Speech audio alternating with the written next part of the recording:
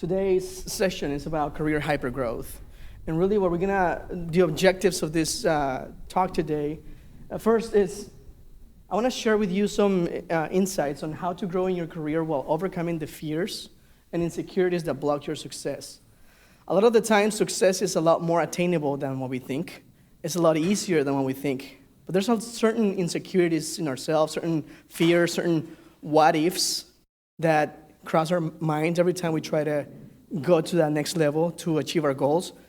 And that's what prevents us from going to that next level. The next thing is become more self-aware of who you are and approach every situation from a position of strength.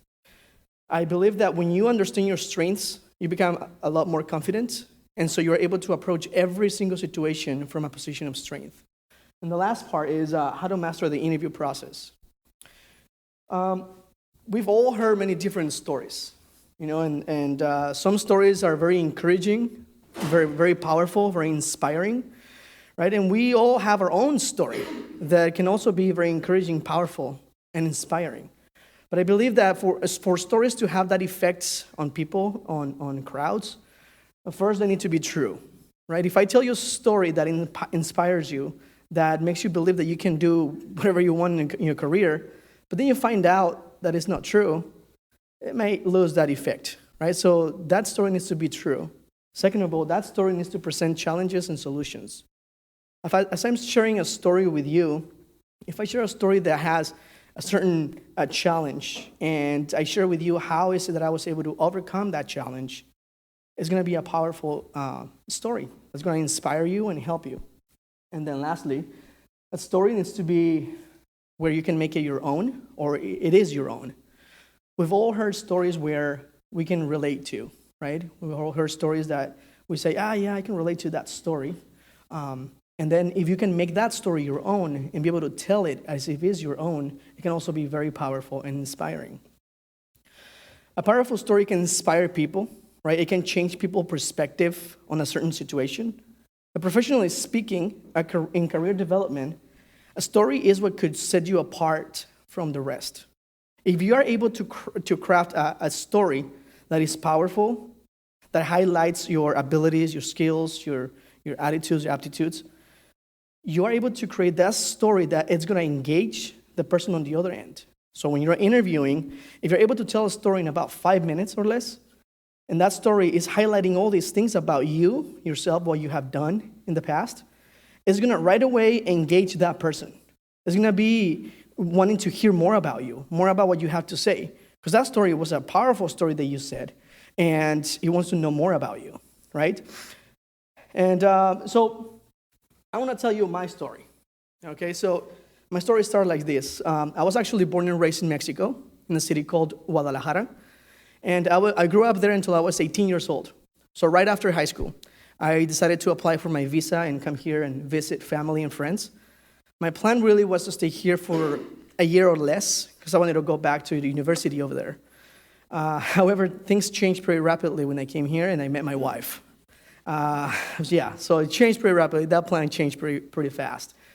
I didn't know the language when I came here, zero English, and thank God my wife helped me with that, and I helped her with her Spanish. And then after I got married and became a U.S. citizen, I was able to go to college. Now, before college, I didn't know anything about technology. Probably the only thing that I could do was type really fast with these 2 fingers. But that was about it, okay? And I don't know how many of you went through that, but I felt very proud about that because it was pretty fast.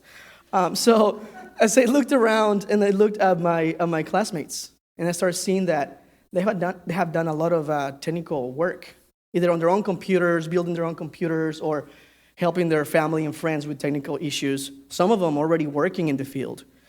I realized pretty fast that if I wanted to be successful, I had to get a job in the field while I was going to college. So I was married, I had a baby, and working full-time. We're going to school full-time. But I knew I had to get a job in the field. So I started applying for jobs, and luckily I got into a technical field and a technical job. I'll go more into that.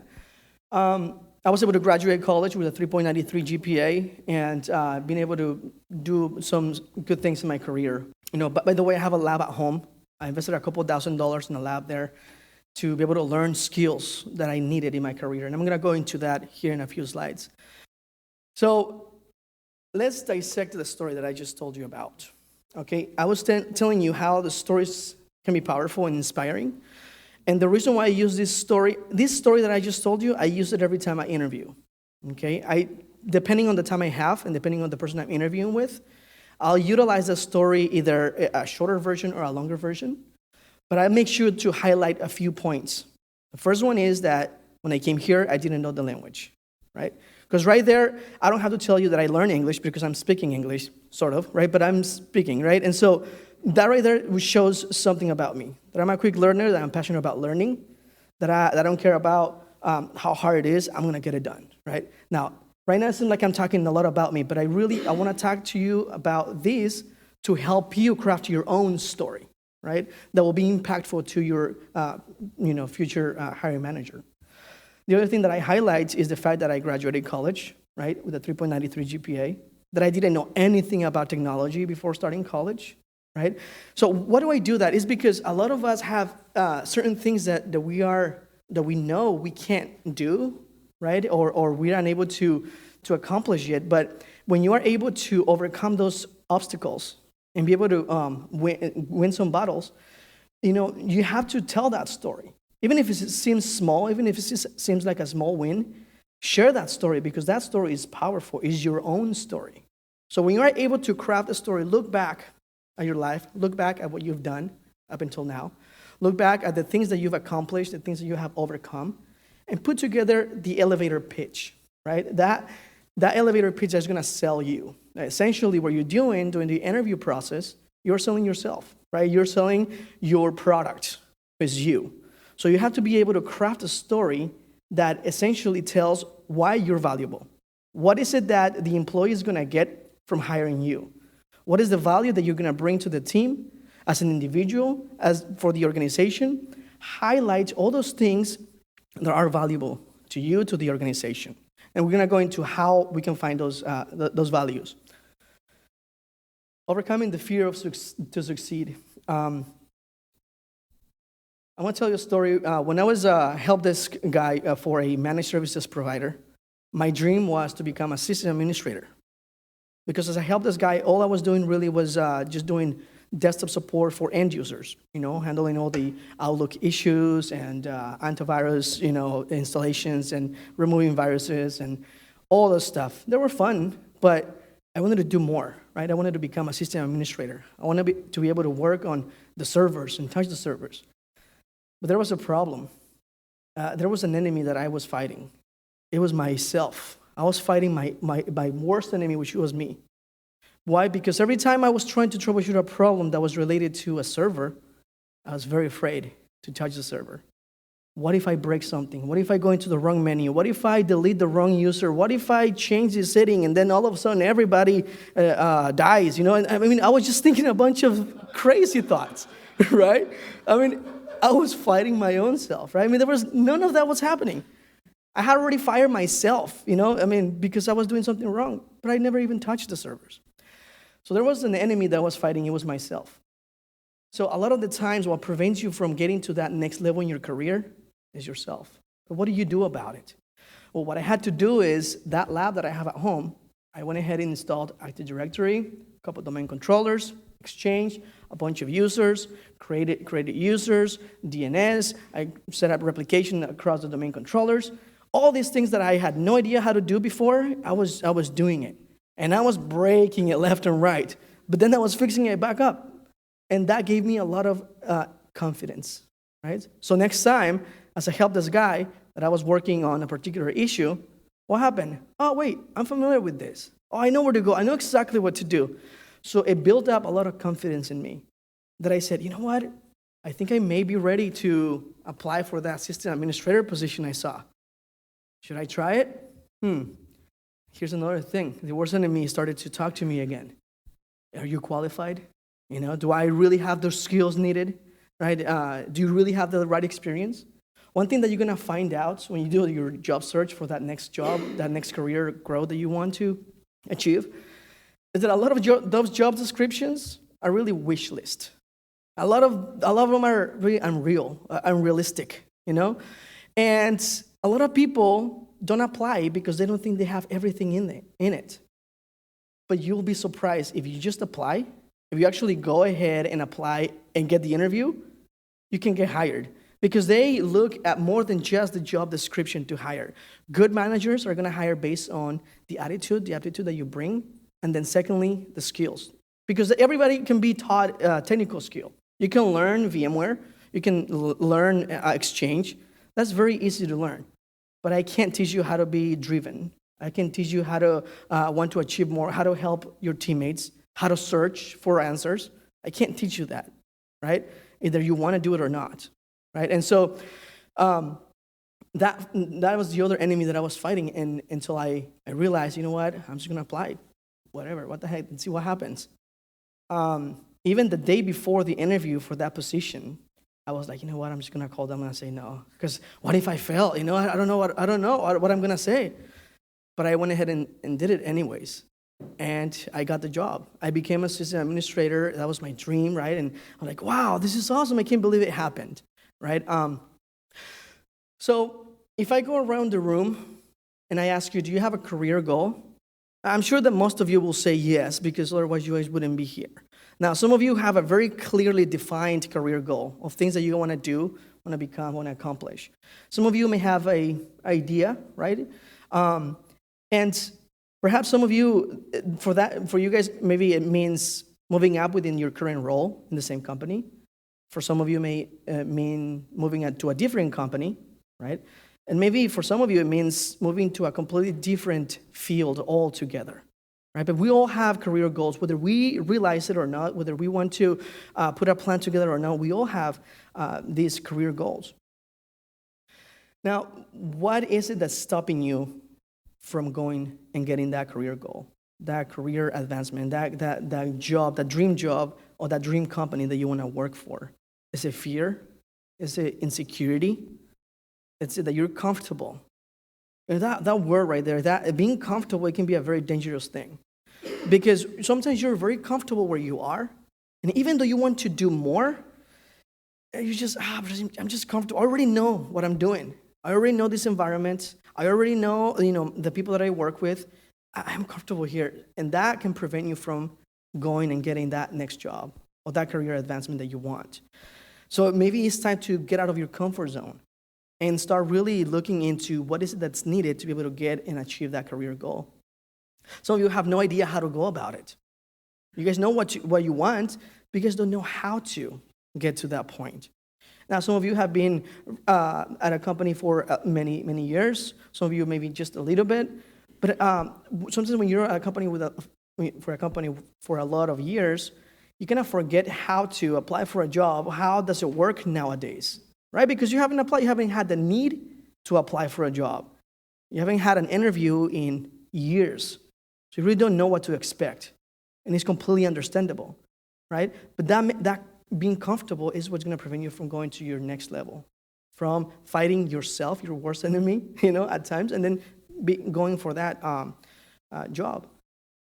Now, sometimes it means working on your lab and learning a new skill. Sometimes it means getting certifications. And, we all know that those are very important in this field. So I ask you, and just think about it, what's stopping you? Now, how do you achieve those goals? But first of all, who has the jobs? Recruiters, right? Managers, other engineers, they have the jobs that you want, right? They have the job, the dream job that you want to get, the company that you want to work for. So how do you get to them? Network. LinkedIn is so powerful, guys. Seriously, I have been using LinkedIn for a while now. I'll tell you a story. Before joining Red Hat, I was working for a company called Pivot3. And Pivot3 is a hyperconverged infrastructure manufacturer. And the way I got that job, I was transitioning from being a manager into coming back to a solutions architect position. And I was like, you know what? Let me look for hyperconverged infrastructure companies because I was familiar with SimpliVity, which is another hyperconverged infrastructure. And I started looking online, and I started looking for connections on LinkedIn. All of a sudden, I find this guy who's a solution architect that works for Pivot3, and he is actually covering Orange County.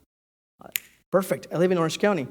Contacted him, connection request. He accepted the same day. I was like, sweet. The next thing that I do, every time I have a contact, hey, thank you so much for connecting with me. And he replied, perfect.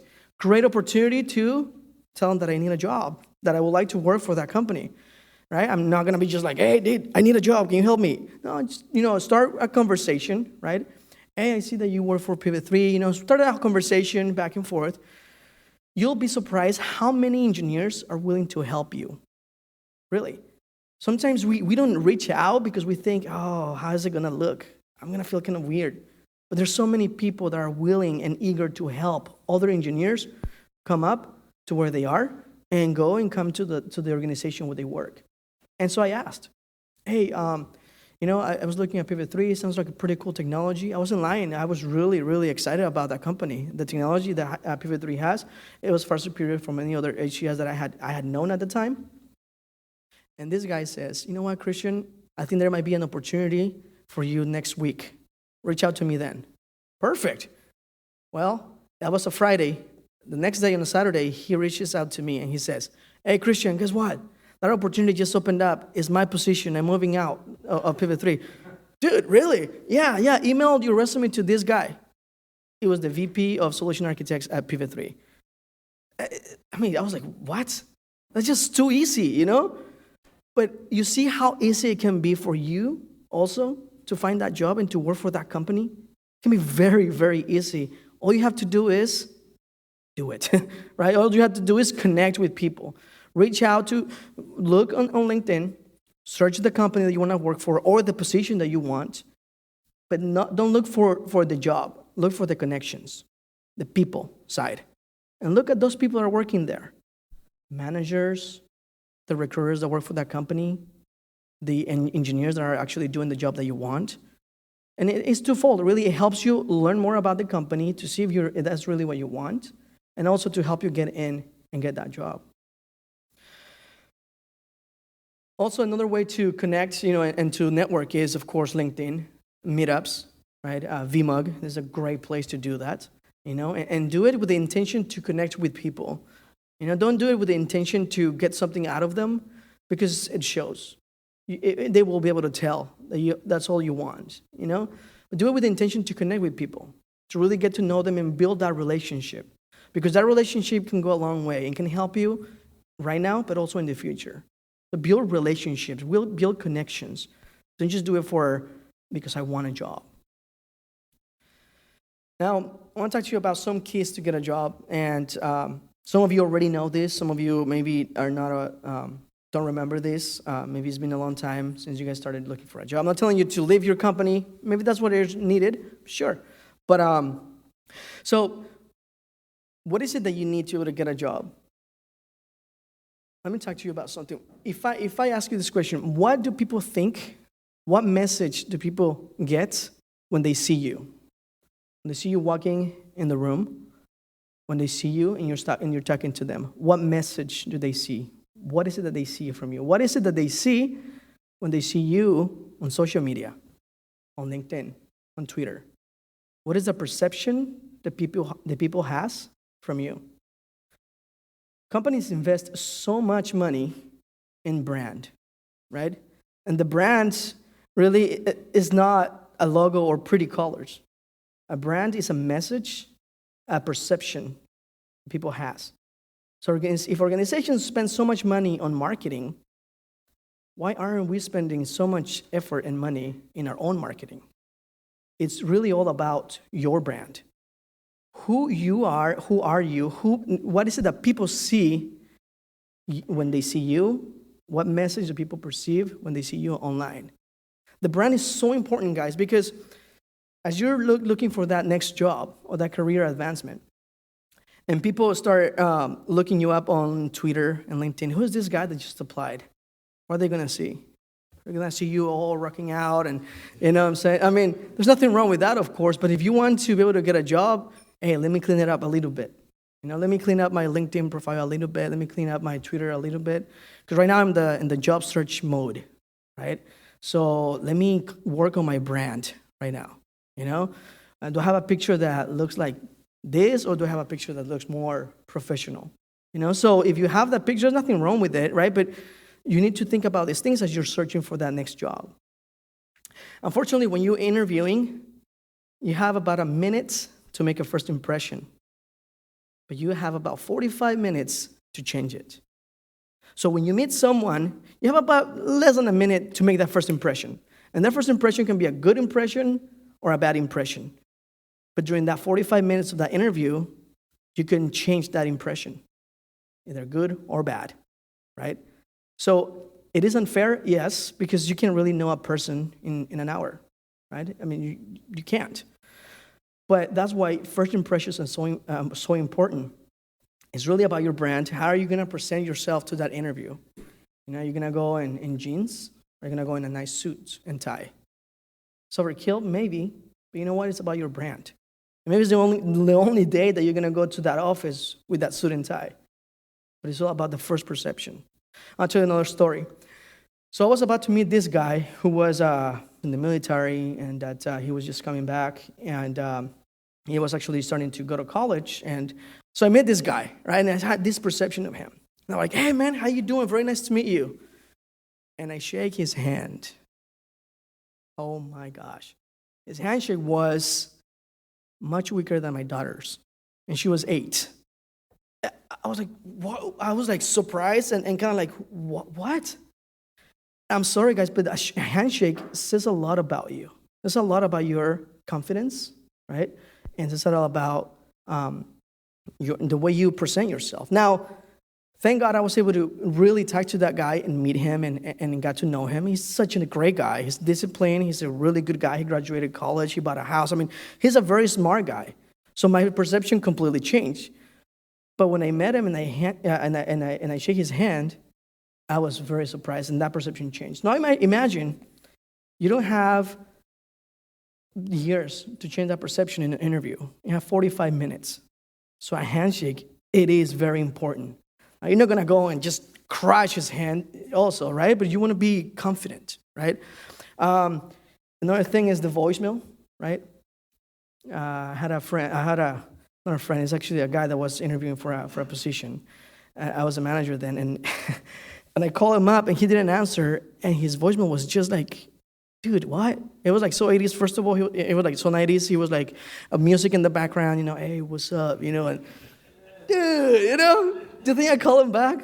No, I passed on that guy.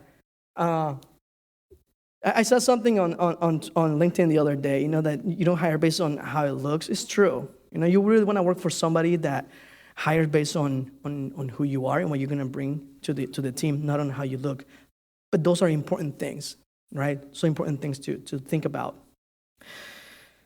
I was interviewing for another position once, and then they asked me this question: what motivates you? That question threw me off because I wasn't expecting it. I have never been asked that question. And I really had to think about it. And I was like, right, what motivates me? Right away, I thought about, I'm a Christian, so I say God motivates me.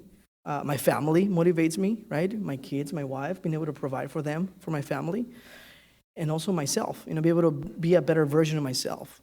And that's what motivates me, right? But as you think about what is it that motivates you, when you find the reason that motivates you, it gives you the drive to get to where you want to go. If you can find the reason, it's hard to get a drive. But when you find the reason that motivates you, hold on to that reason, and you're going to get a drive to get to where you want to go. Know yourself. I was working for the Gallup organization. You guys know the Gallup organization? They're known for the Gallup polls, right? That's what they're known for. But really, what they really do, they actually focus on changing the culture for companies. So they work for companies like Wells Fargo and big corporations. And they go and change the culture because they believe that when everybody's engaged, they become a lot better workers, right? And it translates into revenue for the organization. The Gallup has an assessment called Strength Finder. Okay, you take this assessment, it's about 30 minutes, And it's a bunch of random questions. Okay, some of them really don't make sense, but you just kind of answer whatever first comes to mind. At the end of this assessment, it gives you your top 5 strengths. My top 5 strengths are achiever, strategic, learner, belief, and responsibility. When I took that assessment, at the end, it gives you a description of each strength, but it's a very tailored and customized description based on the answers that you gave. So it's basically describing you. I was blown away. I was about to cry when I took that assessment because I was like, this thing is totally describing me. This thing is totally describing why is it that I do the things that I do, the way I react to things, the way I approach things. I'm an achiever. I always have goals in mind. I want to have to achieve that goal. And I feel great after I achieve it, but after that, okay, what's next, right? Learning. I love the process of learning, right? So on and so forth. And so, yes. Strength Finder. And they sell a little book, and you can also buy the assessment by itself online. I think it's gallup.com. I can't remember, to be honest with you, but it's Strength Finder. That'll be the assessment. So by taking that assessment, it really changed my perspective on me, and it gave me such confidence because I was able to embrace who I am. I was able to understand who I am. Why is it that I do things the way I do? And it's okay. There's nothing wrong with that. I loved it, yeah, this is who I am. So Gallup believes that you should focus on your strengths rather than your weaknesses. Unfortunately, society has a perception that you should work on your weaknesses so you can be better. No. Work in an environment where you utilize your strengths. Because it comes natural. It's something that is who you are, right? So imagine knowing who you are, knowing your top 5 strengths, understanding them, really capturing why is it that you do things the way you do. Next time you go to an interview, you're going to approach that interview with confidence, knowing who you are, but also knowing what your strengths are. So when you're talking to that person in the other end, you're not going to be lying. You're just going to be reinforcing the strengths that you bring to the team, who you are. And you know what? At the same time they're interviewing you, you're interviewing them because you want to work for a company, for a boss that is going to help you use and leverage your strengths. Because if you don't, you're going to be miserable. Imagine doing something that you weren't born to do. Imagine something that doesn't come natural to you. You're going to hate it. But at the same time that you've been interviewed, you're interviewing them. Right? And so by being in a position of strength, you know who you are. You know what you bring to the table. So you start with a lot of confidence because you know exactly who you are.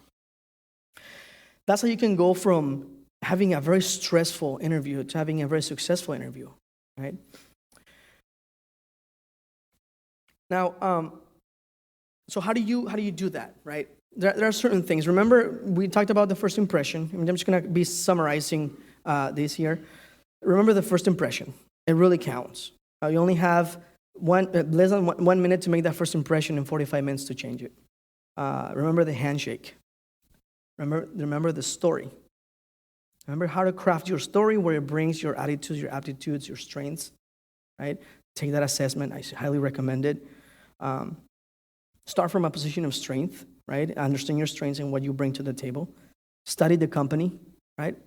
You don't know how many people I interviewed where I was asking them, hey, do you know the company that I was working for? I'm like, well, I think so. I'm like, what? You come to an interview and you say, I think so? You don't even know the company, right? So it's like, yeah. So anyway, so study the company, study the person, do some social engineering. Every time I interview, I ask the recruiter, hey, can you send me their LinkedIn profile? Oh, sure. They want you to get the job, so the recruiters, they're going to send you as much information as you need.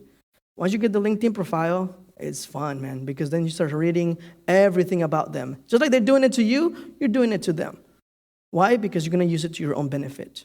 Start learning about what they like, the group that they're part of, what they share on social media, what they don't like, the things that they share that they don't like, and then start finding things that we have in common. So and also do the same thing on Google. Put their names in the company, put their names, find so many things. You don't know how many things are there of people. So you can do some real social engineering about people and really know them before you even know them, right? And so by the time you have that interview, I already know exactly what I'm going to bring up during the interview. I do it very casual, but things that relate. Oh, I'm a musician. Oh, I'm a musician too. Oh, really? I knew that, right? But I'm just bringing it up. And then we start talking about music, and we start, hanging out. Cool, man. Oh, all right. And then it turns into a completely different conversation. Because at the end of the day, when you're being interviewed, they want to see if you're going to fit in the team, right? They're gonna see if you're actually a person that they want to see every day, right? And want to talk to every day, right? But if you're this person that is just, oh my gosh, this guy can't stand it, you probably won't get hired, But if you're somebody that can relate to, right? And again, I wasn't lying. I was just discovering things that we had in common. It's things that I like. I like music. He likes music, right? So you were finding things about them, some social engineering. Dress for success. Of course, again, you're not going to dress in jeans and in a T-shirt. Even if everybody is, don't do it. That first impression counts. Even if it's going to be the first and only day that you're going to wear that thing, just do it. It's a sacrifice well worth it. And to always be yourself. Don't try to be someone who you're not. Because then it's going to show. Now, let's define this last thing here. What's success? Society will tell you that success is always moving up. But success, you know what? Success is sometimes moving sideways, of moving back. What do I mean by this? There was this guy that was working for a customer service team, and he was the best customer service representative that company had. And this is a true story. It happened. I just remember that movie quote, true story. Who has kids? Never mind. I have 2 kids, so I remember that quote. But anyway, so this is a true story of this guy that was a customer service representative, and he was the best at what he was doing. The company was expanding, was growing, so the team needed to grow. So the managers and leaders got in a meeting, and they said, you know what, we need to expand this team. The manager was being not upgraded, but being promoted to a director position, and he needed to find a manager to manage that team. And so he right away thought about this guy. Right? He was like, oh yeah, I know, him is going to be the guy. Okay, great. They talked to him, and they're like, hey, so we have this position. What do you think? You want to become the manager? Oh yeah. I mean, that makes sense, right? I mean, he's the best in what he's doing. The natural progression is to become a manager, right? Well, he came the first week. And we're like, oh, okay, this is different. I'm not talking to customers anymore. I'm not helping them. I'm just dealing with people and all this admin stuff. Came the second week and like, oh, maybe it's gonna change. Maybe it's gonna be get a little bit of both. A month went by. He was hating it. He hated it so much. He was so miserable. It wasn't really what he wanted to do. So he went back to the manager and asked, hey, can I get my job back? What? Like, who does that, right? Me, because I hate it, And so he did. He got his job back. He got a raise, but he got his job back, and he was so happy again. I mean, he enjoyed every minute of the day that went by, because he loved talking to customers, doing the day-to-day. He knew exactly what he was going to do, and he enjoyed it, and he was so happy, right? And that reflected, of course, in his family back home. So success is not always moving up.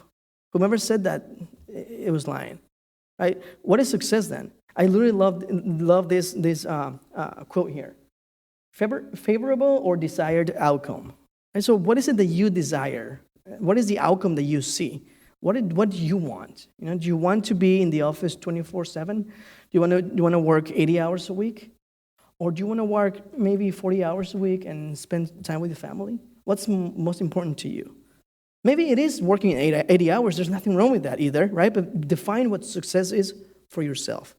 And remember that success is not always moving up. Sometimes it's moving sideways or back. Got a coach. I was on an event at it was in Utah at a Top Golf. Have you ever been to a Top Golf? Yeah, it's sort of fun.